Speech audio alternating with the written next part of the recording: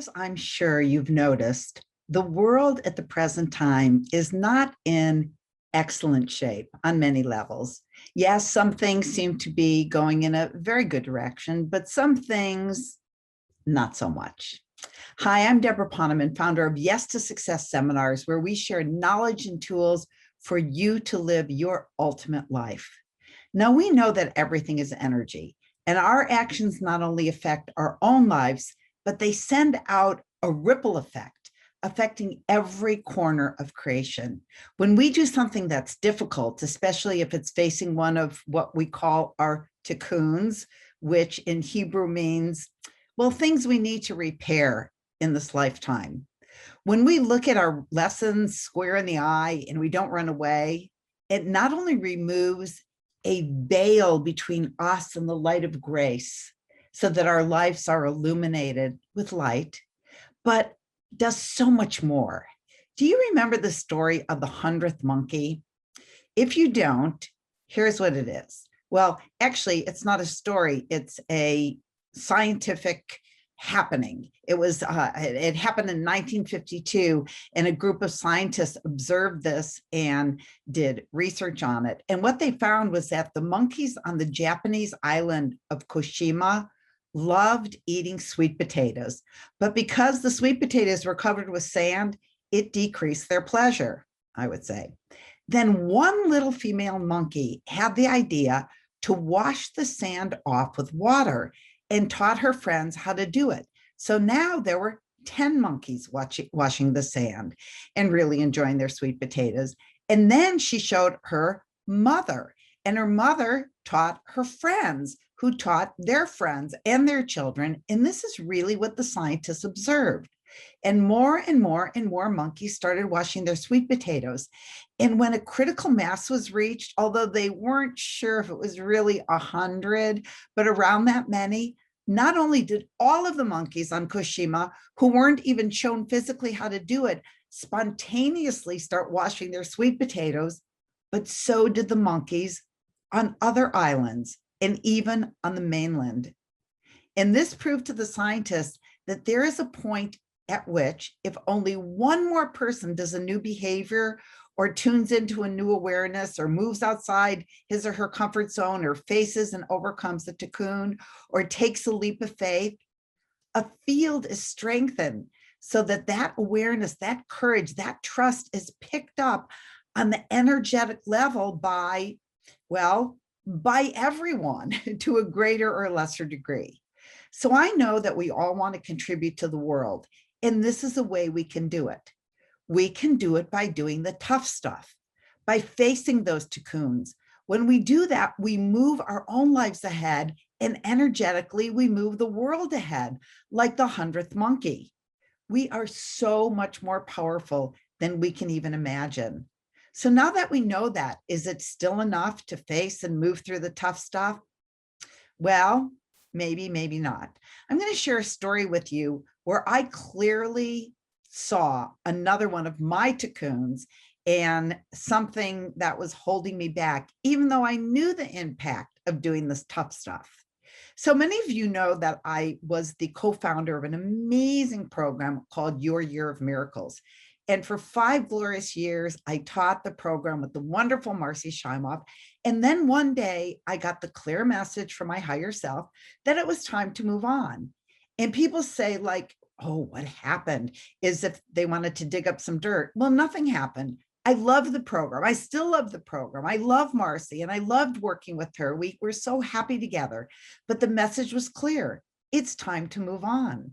But I was frozen. I couldn't bring myself to tell Marcy. And it wasn't that she would be angry or she wouldn't be understanding. She's one of the most wonderful people on the planet. But it wasn't that, well, actually, it wasn't also that I didn't trust the universe, that my next steps would be blessed. I knew that. I'm a leaper by faith. I've done it many times. You know the story about when I gave up my career at the top of my game in the 1980s to stay home with my kids right before I was about to have my own daytime TV talk show. But I realized that I wanted to be a full-time mom at home, even though everybody thought I had gone out of my mind. What I realized, though, is that my biggest tikkun was not not trusting that all would be well if I left, but not wanting to experience the emotional discomfort that I would feel if I disappointed somebody. Because, like all of you, I'm an empath. We're a group of empaths. So when I thought about telling Marcy and our staff and our Year of Miracles members, I would project the discomfort I would feel by causing other people disappointment. And that's what I was avoiding. That was my cocoon. I remember when I wanted to leave my first marriage and my second marriage, it took me years to get the courage both times because I didn't want to feel the pain of causing pain to others. In this case, to these two wonderful men. Both of my former husbands were amazing, still are amazing people who I'm still very close to. But the thought of causing them pain was more than I could handle. But you have to get, yes, I was avoiding causing them pain because I was afraid of the pain I would feel by doing it, just in case you were thinking I was so altruistic. You get it? And personally, I think we all have the cocoon of being afraid to feel the discomfort of others' reactions, or as Byron Katie, the author of Loving What Is and the founder of the work, she calls it standing in the fire of our own discomfort. That's why we head for the refrigerator when we're about to pick up the phone and make that scary phone call, or we watch another YouTube instead of telling someone what's been bothering us. So that was the cocoon I had to face when I decided to move on from your Year of Miracles. And that's my biggie. And we all have a biggie. But when you face the big one for you, each time you do it, you have less fear and less fear and less fear. And every time you're sending a ripple into every corner of creation. And one day when you face the biggie, your action just might be the 100th monkey.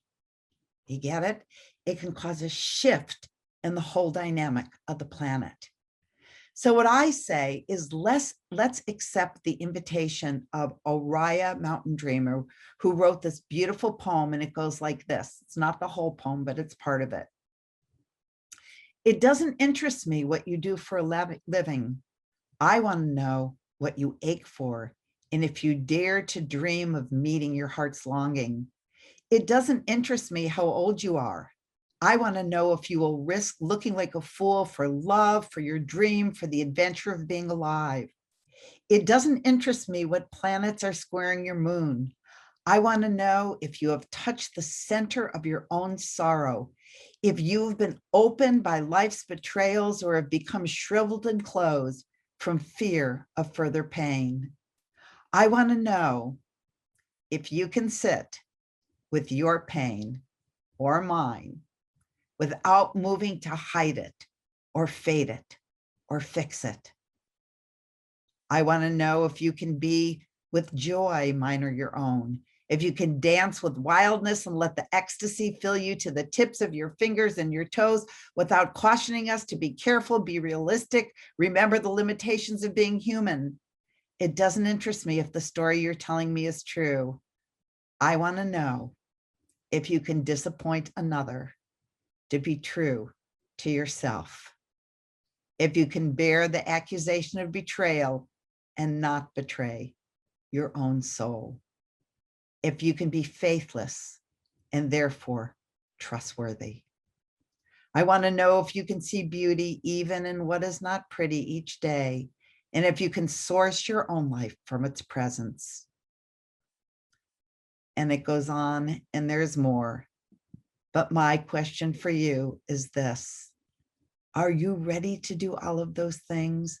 Are you ready to stand in the fire of your own discomfort? Well, if you are, you can be the 100th monkey for our planet and its people.